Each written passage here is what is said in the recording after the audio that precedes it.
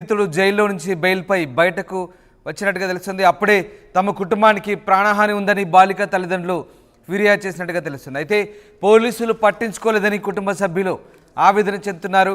పోలీసులు నిందితుడిపై నిఘా పెట్టి ఉంటే తన కూతురి ప్రాణం పోయి ఉండేది కాదంటున్నారు తల్లిదండ్రులు.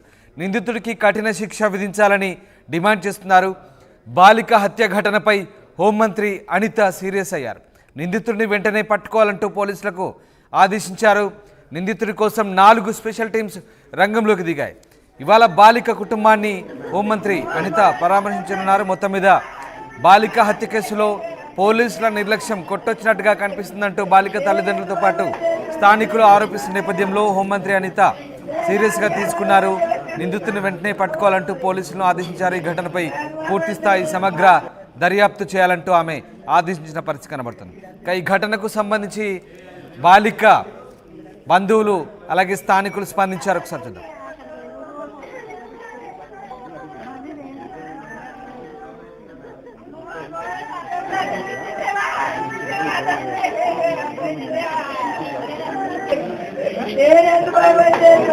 నిన్న జరిగిన మైనర్ బాలిక హత్యకి గ్రామంలో చాలా భయభ్రాంతులకి గురవుతున్నారు. ఇటువంటి దారుణాలు జరగకుండా ప్రభుత్వం వారు కఠిన నిర్ణయాలు తీసుకోవాలి. ఈయన్ని వెంటనే ఉరిశిక్షకి అమలు చేయాలి. అపశుభం తెలియని ఇటువంటి ఆడపిల్లలు అల్లారుముద్దుగా పెంచుకుంటున్న ఆడపిల్లల్ని గంజాయిలకు అలవాటు పడి మత్తుమందులకు అలవాటు పడి చాలామంది ఆడపిల్లలకి అన్యాయంగా ఇటువంటి పారంభోకుల వల్ల ఇది జరుగుతుంది. ఇటువంటివి జరగకుండా గవర్నమెంట్ వారు సరైన యాక్షన్ తీసుకొని శిక్షిస్తారని కొప్పుకునిపాలెం గ్రామ ప్రజలందరూ కోరుకుంటున్నారు. ఇటువంటి ఎప్పుడు ప్రశాంతంగా ఉండే ఈ ఊరిలో ఎక్కడో కసింకోట మండలం నుంచి అమ్మమ్మ గారి ఊరని ఇక్కడికి వచ్చి చెడు వ్యసనాలకు అలవాటు పడిపోయి ఇటువంటి పిల్లలు వేధించడం, స్కూల్కి వెళ్ళి పిల్లలందరినీ వేధించడం ఇటువంటివి జరుగుతున్నాయి. ఇటువంటివి జరగకుంటే ఇకనైనా ప్రభుత్వం వారికి కఠిన చర్యలు తీసుకోవాలని కోరుతున్నాను. అనకాపల్లి జిల్లా రాంబెల్లిలో బాలిక హత్య కేసుకు సంబంధించి పోలీసుల నిర్లక్ష్య వైఖరిపై విమర్శలు వెల్లువెత్తున్నాయి. హత్యకు ముందే నిందితుడు జైల్లో నుంచి బెయిల్పై బయటకు వచ్చాడని, అప్పుడే అతనిపై దృష్టి పెడితే ఇలాంటి ఘటన జరిగేది కాదని స్థానికులు చెప్తున్నారు. ఇక దాంతోపాటు బాలిక తల్లిదండ్రులు కూడా పోలీసులు పట్టించుకోలేదంటూ ఆవేదన వ్యక్తం చేస్తున్నారు. పోలీసులు నిందితుడిపై నిఘా పెట్టి ఉంటే తమ కూతురి ప్రాణం పోయి ఉండేది కాదంటున్నారు తల్లిదండ్రులు. మొత్తం మీద నిందితుడికి కఠిన శిక్ష విధించాలంటూ డిమాండ్ చేస్తున్నారు. ఇక బాలిక హత్య ఘటనకు సంబంధించి మరింత సమాచారాన్ని మా ప్రతినిధి శివరామకృష్ణ అందిస్తారు. అనకాపల్లి జిల్లా రాంబల్లి మండలం కొప్పగుండపాలెంలో నిన్న జరిగిన విషాద ఘటన. దర్శిని 14 ఏళ్ల బాలిక దర్శినిని అతి ఘోరంగా చంపిన సురేష్ అనే యువకుడు ఇంటికెళ్ళి కత్తితో అయితే నరకడం అయితే జరిగింది. అయితే ఈ నేపథ్యంలో దర్శిని బాడీ అయితే నిన్న అనకాపల్లి ఎన్టీఆర్ హాస్పిటల్కి అయితే తరలించారు. అయితే ఇప్పుడు మనం అనకాపల్లి మార్చరీ దగ్గర ఉన్నాం. వాళ్ళ బంధువులు, వాళ్ళ తండ్రి మనతో పాటు ఉన్నారు. అసలు ఏమైంది, ఏం జరిగిన సంఘటన ఏంటని చెప్పి తెలుసుకునే ప్రయత్నం చేద్దాం. రమణ గారు, అసలు ఏం జరిగింది అసలు నిన్నైతే సార్, నేను ఉదయాన్నే 8 గంటలకి పాపని ఎక్కించుకొని స్కూల్కి తీసుకెళ్ళాను. బైక్ మీద అక్కడే దింపేసి, high school sir, Rambil ZP school high స్కూల్లో అక్కడే దింపి నేను మామూలుగా డ్యూటీకి వెళ్ళిపోయానండి నేవీలోకి. తర్వాత నేవీలో 6-7 నిమిషాలు అయిపోతురికి నాకు ఫోన్ వచ్చింది ఇంటి దగ్గర నుంచి. మా ఇన్ఛార్జ్ ఒకరు దర్శనికి ఏదో బాగోలేదంటే నువ్వు గమ్మున వచ్చాయని. ఈలోగా మా తమ్ముడు అక్కడ ఉంటే, ఆడు కొంచెం దగ్గరలో ఉంటే, దర్శనికి బాగోలేదంటే నువ్వు కొంచెం బేగెళ్ళు, నేను వచ్చేస్తున్నాను బయలుదేరాను అన్నాను. రాబోతురికి జనాలు ఉన్నారండి గుంపుగా. ఏమైందంటే దర్శిని నరికేశారు. దర్శిని అంటే గతంలో జరిగింది ఏంటంటే, ఈ ఒక సురేష్ అన్న వ్యక్తి ఈ అమ్మాయిని ఏదిస్తూ మాకు ఒకవేళ మాకు చెప్పితే కత్తిచ్చి పొడి చేస్తాను, మీ అమ్మని పొడి చేస్తాను, మీ నాన్న నరికేస్తాను, లేకపోతే నిన్ను చంపేస్తానని ఏదిస్తూ మానసికంగా గురి చేశాడు. దాని గురించి అది కొంతకాలానికి మాకు ఒకరోజు మా ఇంటికి వస్తే తెల్లారుజామున మా ఆవిడ ఒకటిలో ఉన్నవాడిని చూసి కేకలేగా వీడు పారిపోయాడు. నేను లెగిసి రాబోతురికి అప్పుడు మా అబ్బాయికి మళ్ళీ ఫోన్ చేసి ఇలా మీ ఇంటికి వెళ్ళాను, ఆ? నేను దర్శనం చూడనాకని అటు చెప్పడంతో వాడు మాకు చెప్పడంతో మేము నేరుగా కాకుండా మా పంచాయతీ ప్రెసిడెంట్ హరిగారిని దగ్గరికి వెళ్ళి సంప్రదించి ఆడికి ఏమన్నా నువ్వు బుద్ధి చెప్పుతావా పెద్ద మనుషుల్లో పెట్టి, లేకపోతే మాకేదన్నా నచ్చిన పని చేయమంటా అంటే ఆడు పిలిపించి ఆడు మందలించి ఇటుపైన ఏమన్నా జరిగితే నీ కాలేజ్ చేయ తీసేస్తారు వీళ్ళు అని మందలించడంతో సారీ చెప్పి ఆడు మామూలుగా వెళ్ళిపోయాడు సార్. వెళ్ళిపోతే ఇంక సర్లే ఇంకా ఏదో అయిపోయిందని మాకు మనస్ఫూర్తిగా మొత్తం తెలియక ఆడేదో ఏ దొంగతనానికి వచ్చి ఉంటాడని మేము కామ్గా ఊరుకున్నాం. ఒక 4-5 రోజులు ఉండి తర్వాత బయటికి వెళ్ళిపోయిన తర్వాత అక్కడి నుంచి ఫోన్ చేస్తూ ఇలాగ మీ అమ్మాయికి నాకు సంబంధం ఉంది, అది ఉంది, ఇది ఉంది, ఇలా ఆడుతుంది ఈడుతుంది, ఇలాగ లేని అని నువ్వేం పీకుతావు ఏం చేస్తావు అని ఇలాగ నాకు ఫోన్లు చేసేవాడు, మా అబ్బాయికి చేసేవాడు అండి. సరే అయితే ఎక్కడున్నారో ఒకసారి రా అన్నా, నేను రాను అలాగే అప్పుడు పోలీస్ కంప్లైంట్ ఇచ్చాను సార్. ఇలా జరిగిందండి. పోలీస్ కంప్లైంట్ ఇస్తే వాళ్ళంతా ఇచ్చేసి వాళ్ళని మా అబ్బాయిని తోడు తీసుకొని వాడిని వెతకటానికి కేసు రాసి వెతకటానికి బయలుదేరారు. మొత్తం మీద ఎలాగైతే దొరికాడు. దొరికిన తర్వాత ఇవన్నీ పరిశీలించగా ఫోకస్ కేసు పెట్టిన తర్వాత ఒక 2 నెలల పాటు సెంట్రల్ జైలు తీసుకెళ్ళారు. ఆ 2 నెలలు కూడా ఇలాగనే అప్పుడు సెలవుల టైం మా వదిన గారింటికి మా పాపను పంపేశాను. ఇంకా ఇక్కడ మళ్ళీ సెలవులు మళ్ళీ స్కూల్ పెట్టారు సార్. ఎలాగ తప్పనిసరిగా తీసుకురావాల్సి వచ్చి తీసుకొచ్చాను. ఈలోగా ఏ హాస్టల్ వేద్దాం అనుకున్నాను, గవర్నమెంట్ హాస్టల్ చూశాను కానీ ఫిలప్ అయిపోయాయి. అప్లికేషన్లు పెట్టాను కానీ సీట్లు ఫిలప్ అయిపోయి అవ్వన్నా.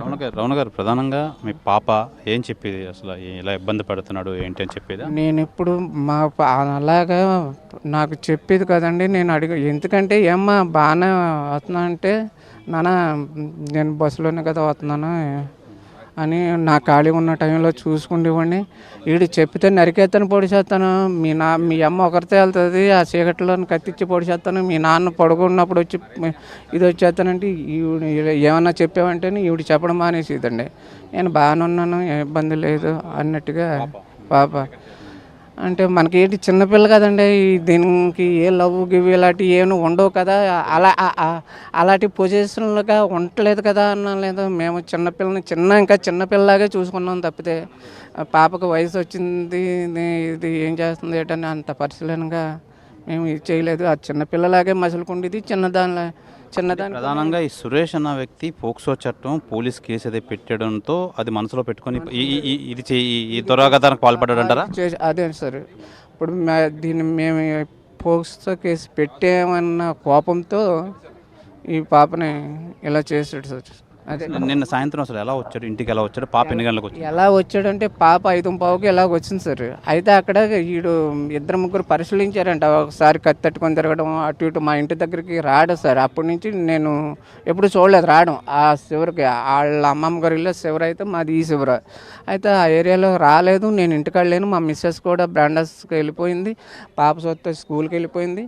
ఈలోగా 2-3 ట్రిప్పులు వేసాడు. ఒక బైక్ కట్టుకుని ఇంకొక కుర్రోడు ఉన్నాడండి, ఒకడు ఆడు బైక్ మీద వచ్చాడంట మా ఇంటి పక్కనే. ఆ కుర్రాడు ఆ బైక్ పక్కన వచ్చి బైక్ వేసుకొని మా ఇంటి పక్కకు వచ్చి మళ్ళీ తిరిగి వెళ్ళిపోయాడంట. ఈలోగా ఎవడే పని మీద పోతున్నాడో గమనించలేక ఇది ఒకవేళ అలాంటి వాళ్ళు నాకు ఇంత మునుపు జరిగింది కదా, నాకు ఫోన్ చేసి చెప్పినా నేను అందుబాటులో ఉందును, నా పాపను కాపాడుకుందును, ఇంతవరకు ఇది ప్రాణాలు కాపాడుకున్నాను. నాకు ఒకే ఒక పాప, ఒక బాబు. అపురూపంగా నాకేమి లేకపోయినా కష్టపడాలని అపురూపంగా పెంచుకున్నాను సార్. బాబు ఇంకోండి బాబు అది ఎక్కడ ఏమంటున్నారు ప్రధానంగా, అసలు పోలీసులు వెతుకుతున్నారా, గాలిస్తున్నారా ఆయన కోసం? అలాగ అంటున్నారు సార్. మరి గాలిస్తున్నారా? వాళ్ళు గాలిస్తున్నాను అంటున్నారు. మాతో మట్టికి వెతుకుతున్నాము, ఇంకా దొరకలేదు అంటున్నారు. మరి వాళ్ళు ఎంతవరకు ఎదుగుతున్నారో తెలియదు. నాకు ఏ ఆప్షన్ లేదు సార్. మీరు ఆ పోలీసులు, మీ మీడియా వాళ్ళు నాకు న్యాయం చేయగలిగితే పట్టుకుని వాడిని నాకు అప్పచెప్పితే అదే న్యాయం సార్. చనిపోయిన నా పాపను తెచ్చి మీరు ఎలాగ ఇవ్వలేరు కాబట్టి వాడిని అప్పచెప్పితే ఇంకో ఇతర పిల్లలు కాపాడుకునే వాళ్ళం అన్నా అవుతాం. అండి. అవును. ఇప్పుడు నాలాగే ఎంతోమంది ఉంటారు, అందరూ పాపను పట్టుకొని చదివించడానికి తీసుకెళ్లారు, తీసుకురాలేరు. ఏ టైం ఇప్పుడు 4 రోజులు మర్చిపోతే ఈయన్ని మనం ఏం పీకేమని ఇంకొకటి దగ్గరికి వెళ్తారు, ఇంకొకటి చేస్తారు, అలా ఇంకోటి చేసుకుంటూనే పోతారు. అందుచేత దయచేసి ఆ పోలీసులు మీడియాలు మిమ్మల్ని కోరుకునేది ఏంటంటే అన్ని ఎక్కడన్నా వెతికి పట్టుకుని మాకు అప్పచెప్పండి, లేదా మా కళ్ళెదురాన్ని ఎన్కౌంటర్ చేసేయండి. అదే సార్ మేము కోరుకునేది. లేకపోతే మేము బతుకున్న వేస్ట్, మా పిల్లలు పోయాక మేము బతికేం చేస్తామండి. చెప్పండి, మీరు ఏమవుతారు? పాప దర్శనికి ఏమవుతారు? ఏమవుతారు మీరు? బాబాయ్ 5:30కి వచ్చిందండి. 5:30 దాటాకు వచ్చిందండి. నేను అక్కడే ఉండండి. తాళాలు ఇచ్చింది కూడా మేమేనండి. తాళాలు ఇచ్చింది వెళ్ళిపోయిందండి. వెళ్ళిపోయిన తర్వాత నేను 6-2 నిమిషాలు కూర్చున్నానండి అక్కడే తాళాలు ఇచ్చిన కాడ. వెళ్ళిపోయిన తర్వాత నేను 6-2 నిమిషాల తర్వాత మా అమ్మగారు పాప దగ్గరికి వెళ్ళారు. నేను ఇంటికని బయలుదేరాను. నేను నైట్ డ్యూటీకి వెళ్తానమాట. అందుకని నేను వెళ్ళిపోయేటప్పుడు మా అమ్మగారండి ఆమె వెళ్ళిందనమాట. ఆమె వెళ్ళిన తర్వాత ఆమెకు ఎందుకు వెళ్తే డోర్లు వేస్తున్నాయి, డోర్లు కొడితే డోర్లు తీయట్లేదు. తీయపోగలనే ఏం చేయకుండా పెద్ద గోల పెట్టింది. గోల పెట్టినా తీయలేదు. టీవీ మరి ఫుల్ సౌండ్లో ఉందండి. సౌండ్లో ఉంటే ఏటి తీయట్లేదని కోల్తో అయినా సరే తీయట్లేదండి. అప్పుడు చిన్న డోర్ గ్యాప్ ఇచ్చాడండి, అంతేనండి. పక్కన ఉండగానే ఇలా తోసేసి వెళ్ళిపోయాడంటండి. అంతలోకి మా అల్లుడు ఉన్నాడండి. మా అమ్మ గోలెట్టుగానే ఆయన ఎందుకుండా పరిగెట్టి ఫోన్ ఎట్టుకొని వచ్చి నాకు ఫోన్ చేశాడు. తెగిపోయిందంటే ఒకవేళ మా అబ్బాయి స్కూల్కి వెళ్తాడు, ఒకవేళ బస్సులో కట్ట తెగిపోయింది అనుకో నేను పరిగెడి వచ్చానండి. పరిగెడితే కుర్రోడు కాపాడలేదు. కాబట్టి వెనక్కి తిరిగి చూస్తే మా అన్నయ్యలది వెనకెళ్తారండి. చూడగానే ఏంటంటే పొలం జనం ఉన్నారు. అక్కడ పరిగెట్టి వెళ్తే పడుకొని ఉందండి. అప్పటికైతే ఇక చిన్న ప్రాణం ఉందండి. కాళ్ళు కొట్టుకుంటున్నాయి. చూసామండి. చూసిన తర్వాత వదిలేసి ఒకరు ఇలాగ పరిగెట్టాడు, అలా పరిగెట్టామండి. పరిగెట్టి ఎక్కడ దొరకలేదండి. అయితే ప్రధానంగా నిన్న జరిగిన ఈ హత్య ఉదంతంలో ప్రత్యక్ష సాక్షి ఈ దర్శిని వాళ్ళ నానమ్మ దగ్గరుండి చూసి ఆ లోపల నుంచి ఈ సురేష్ అన్న వ్యక్తి రావడంతో వారించడంతో తప్పించుకొని అక్కడి నుంచి పరారయ్యిన నేపథ్యంలో అసలు నానమ్మ అమ్మ నిన్న ఏం జరిగింది, ఏం చూశారు నిన్న? నేను లోపల ఏం జరిగిందో చూడలేదండి దయచేసి. నేను పైన మట్టికి 4 తలుపులు 4 పక్కలు వేసేసాడు, కిటికీలు కూడా వేసేసాడు కనపడకుంటాను. దర్శిని అని బాధాను. తలుపులు చుట్టూ తిరిగాను, ఏది ఉంచుకుంటా అన్నీ చేసేసాడు. వేసేసి ఆ కాలుతో దన్నేను డోరు. దంతే ఏం చేశాడు, ఇలా గ్యాప్ పెట్టుకొని వచ్చి నన్ను అలా నేను చెయ్యటేసుకున్నాను. అమ్మ నువ్వా అని చెయ్యట్టుకుంటే నన్ను ఎలా తోసేసి అలా పోయాడండి. ఇదే దారుణం. నేను కిత్తగా ఏం చూడదు. లోనికి వెళ్తే రక్తమండలం. కత్తి కూడా అక్కడే వదిలేసాడు. కత్తి అక్కడే అంత తెచ్చేసాడు. రాత్రి 2 ఉన్నాయి. ఇదంతా రక్తం అలా మండం గడిసింది. ఎక్కడ దెబ్బ ఏం లాభం అంటుకోవద్దు అన్నారు పిల్లని. నేను చూసేటప్పుడు చిన్న ప్యాన్ ఉంది, కొన్ని అలా చూసింది. ఇదంతా పూతనేస్తాం అలా మండలం కట్టేసిందండి.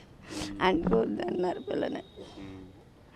ఇది జరిగింది. మీ మనవరాలకి ఇంత బాధ కలిగింది, ఈ హత్యకు పాల్పడ్డాడు. ఏం కావాలి, ఎలాంటి న్యాయం కావాలి మీకు? ఏం చేస్తారో మీకు ఏ నమస్కారం తండ్రి, ఒక బిడ్డ మమ్మల్ని ఏం చేస్తారో మీరుకే న్యాయం లేదు.